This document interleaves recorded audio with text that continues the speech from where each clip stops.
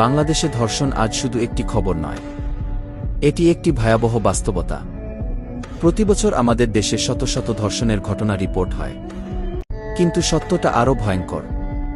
অনেক ঘটনা ভয়, লজ্জা আর সামাজিক চাপে কখনোই প্রকাশ পায় না। শুধু নারী নয়, শিশু ও কিশোরীরাও এই নির্মম সহিংসতার শিকার হচ্ছে। একটি ঘটনা সারা জীবনের মানসিক ক্ষত তৈরি করে দেয়।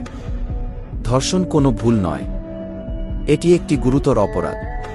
তবুও অনেক সময় অপরাধীরা শাস্তির বাইরে থেকে যায়। এই নীরবতাই অপরাধকে আরও শক্তিশালী করে।